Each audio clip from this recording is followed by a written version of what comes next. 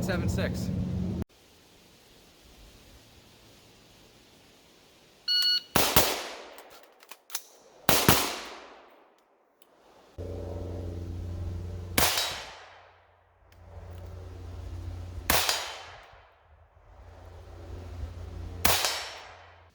Hey guys, welcome back, Rifleman. So today we're going to be going over loading and clearing procedures of the AR-15.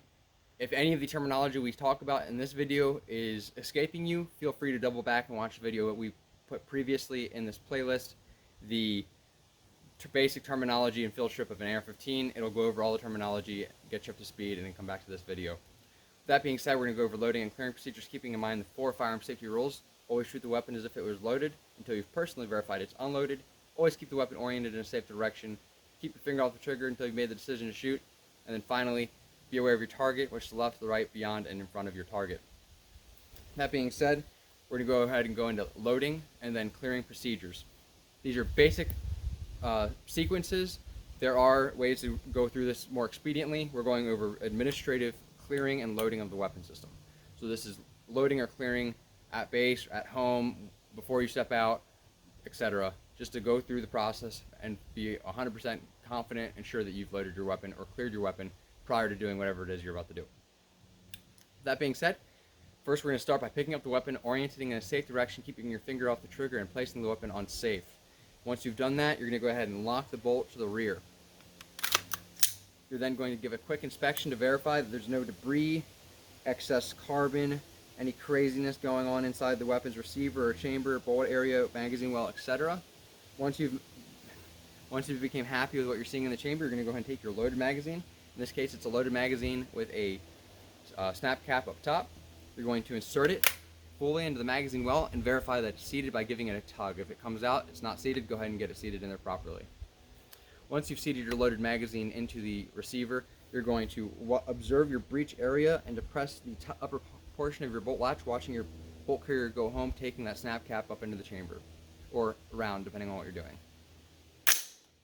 Once you've done that, you're going to go ahead and verify that you have indeed loaded your round by grasping your buffer tube right here, or your receiver extension, grabbing your charging handle with your thumb, your hand acting as a backstop for the charging handle, pulling it to the rear, and verifying that you have a round seated on the bolt face like this. Of course, this is a snap cap in this example.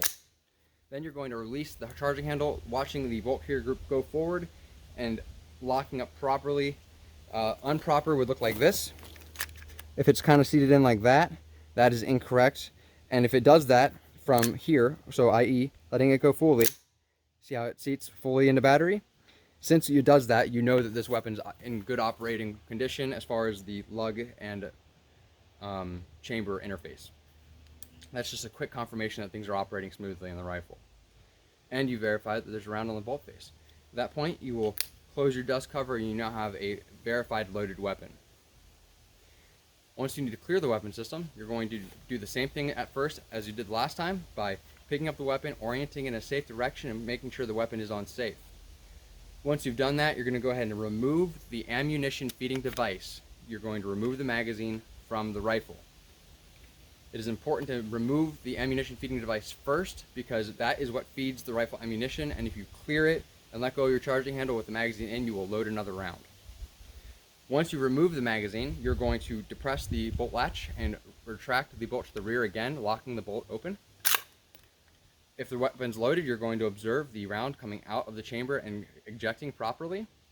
Then going to close your charging handle, inspect your chamber, mag well, breech, charging handle, and bolt face area, verifying they are clear of ammunition.